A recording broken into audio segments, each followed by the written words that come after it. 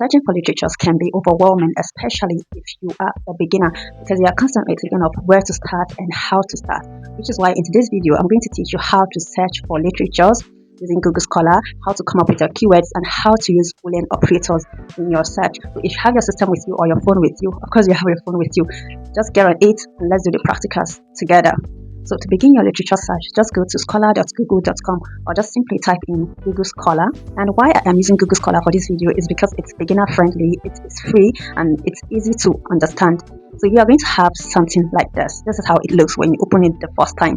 So what you're supposed to do next is to either type in your research topic or type in your keyword. So for the sake of this video, we would be using the research topic on your screen: nurses' knowledge and the attitude towards clinical nursing research and its application to nursing practice. So you can either type in the full topic and then you're going to see a lot of papers that are related to that topic, or you can go by using keyword search, which is the most recommended. So how do you generate keywords from your research topic, from your research title? Now, before I proceed, keywords are just simple words or terms that are related to your topic, that are related to your study. So using this topic on your screen, we can have keywords like nursing research, clinical nursing research, clinical research, research utilization, or research application.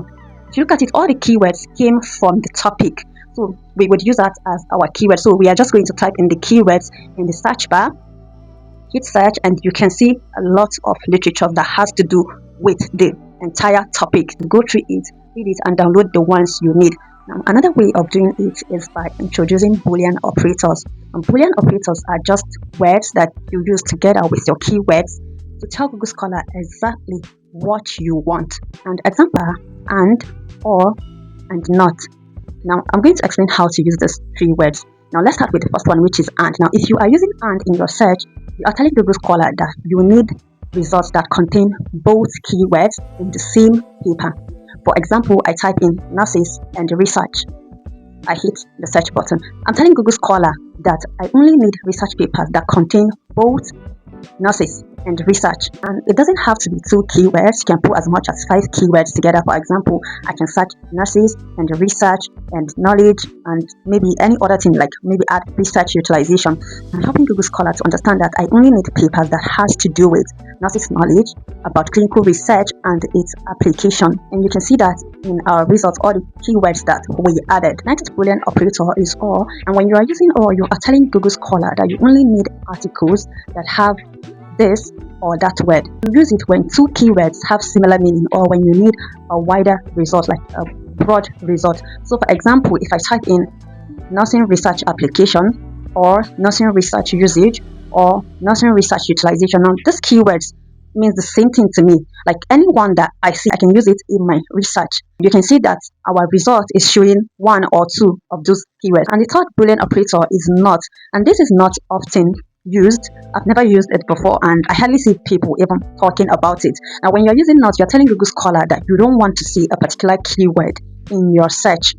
You want it to omit it in your results. For example, if I type nurses, not nursing student, it's going to omit nursing student and bring in papers that only have nurses in them. Now, regardless of any search method that you use, whether you type in your complete research topic or you type in your keywords or you type in your keywords together with Boolean operators, there's another trick you can use to find more papers that are related to your study.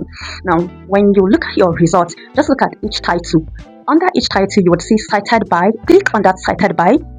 It's going to show you all the articles, all the research papers that cited that particular article. And if that first result or is related to your research, is very, very relevant to your study, then that means that those papers that cited that particular paper can also be relevant to what you are working on. So click on that cited by and go through those papers, and you can download them if they are related to your study. You can also click on related papers. This might not be very, very relevant to what you are doing sometimes, but you can just click on it and just go through the papers as well.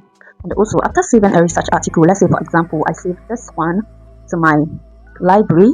So if I have a reference manager, let's say EndNote or any other reference manager, I can come here, come to my library. I'm going to find those articles that I saved here. So I can easily click on this export all, and then I can easily click on EndNote or RefMan, depending on the type of manager that I have, and I can also click on CSV, or you can click on big text, but I don't know what you'll be using it for.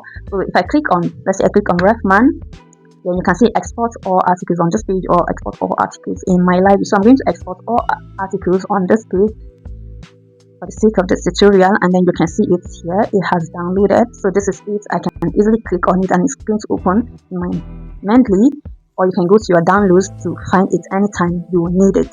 Also, another thing I want to share with you is that you can customize your search. So just come to this side on your screen, you'll see anytime. So if you click on anytime, of course currently my own is on anytime, that means you can see research paper as far back as 1990s, or you can also click on since 2025. That means you only need research papers that were published in 2025, and also you can use since 2024, 2021, you can see, or you can click on custom range. So if you click on custom range, you can easily pull maybe the year that you want. You can easily write, maybe let's say we want 2020 to 2025. So you hit on search and you're going to see only research papers that were published within 2020 and 2025.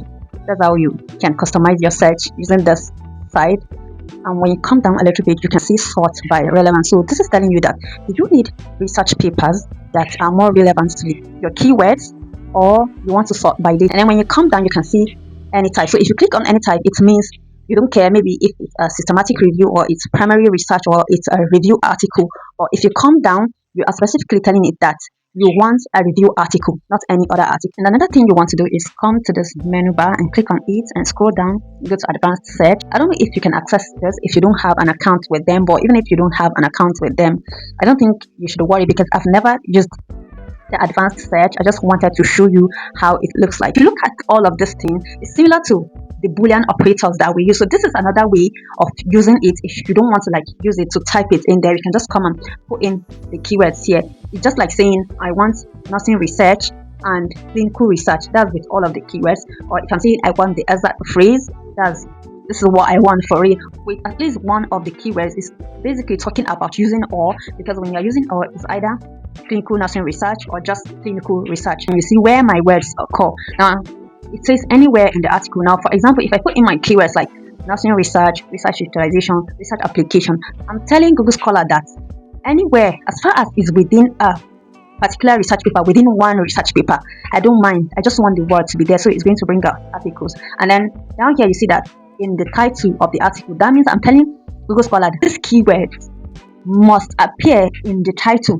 So if I'm typing nursing research, research utilization, clinical nursing research, these three keywords must appear in the research title. And you see return articles authored by, that's if you know any author's name, that you know that that's a specialty, you know, he or she published research in that area, in that specialty, you can just type in the name of the author and the result is going to be all articles written by those authors. And then return articles published in, this is talking about journals or publishers. So you can type in the name of a journal, for example, Journal of Primary Care or Journal of whatever. Just type in a name of journal and it's going to show you articles published in that journal. And then return articles dated between, you can see this one is also similar to the customization tab.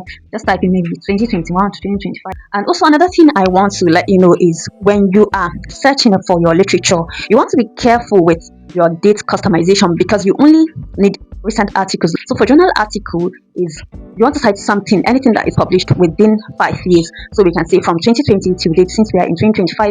But for textbook, you want to cite anything. You want to cite anything that was published or revised within 10 years.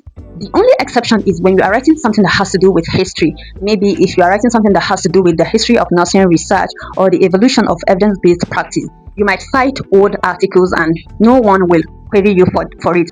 Now, before you go on and download any article, you want to make sure that you read the title very well and the abstract, because it's always available on Google Scholar. Just try to read it, because the abstract contains the background, the method, the objective, sorry, I'm mixing it together, and the conclusion. So you have to read it to see if it's really giving you what you need. You can look at the objectives and look at your own objectives. Is it similar? That will prevent you from downloading unnecessary articles that you won't have any use for it later. If this video really helped you with your literature search journey, kindly like and subscribe to this channel, and also share it with the people that you think might find it useful. And also, if you want me to show you how you can use PubMed just like this, just let me know in the comment. And also, if you want me to teach you how to use AI tools to search for literature, let me know in the comments as well, and I'll see you in my next video.